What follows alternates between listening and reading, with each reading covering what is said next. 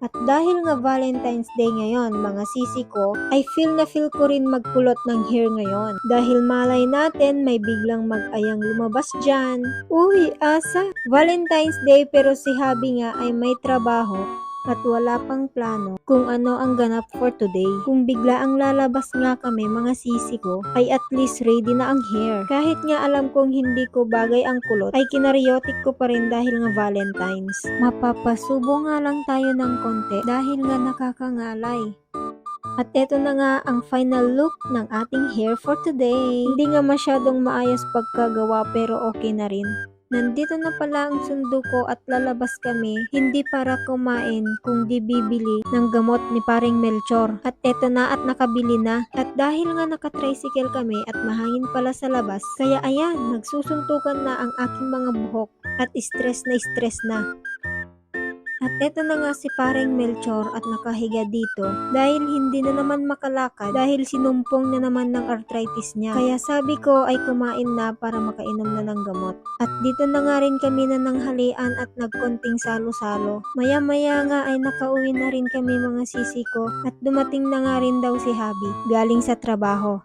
Wala nga akong ka-idea na may plano na pala tong dalawa.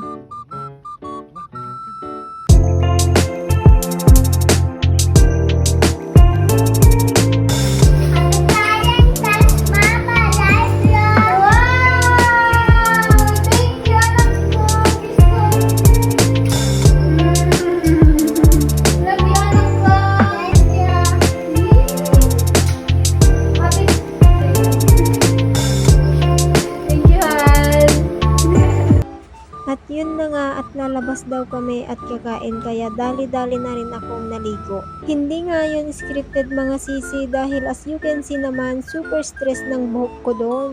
Tapos na nga akong naligo dyan at nag-half bath nga lang ako kasi sayang ang hair. At dahil lumalaban pa naman ang ating kulot hair ay linagyan ko na lang ng pang shining shimmering at nagpulbo na rin tayo. Yes, pulbo lang tayo for today at konting blush on at syempre hindi pwedeng kalimutan ang ating lepestek.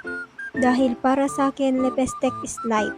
Maglalagay na rin tayo ng konting accessories tulad ng pintas at relo at yun lang mga sisi ko. At eto na ang ating final look for today. Valentine's pero naka-green pero why not?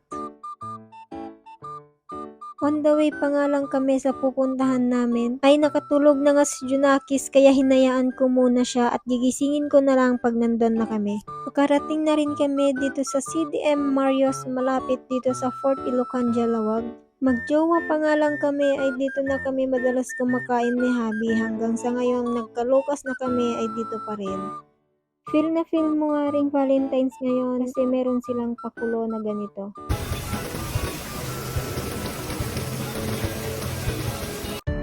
Napakasaya nga ng araw na to lalo na't Valentine's at nakalabas kami ng ganito as family dahil minsanan na nga lang kami lumalabas dahil busy na rin si Habi sa trabaho at may mga obligasyon na rin kami kaya minsanan na lang.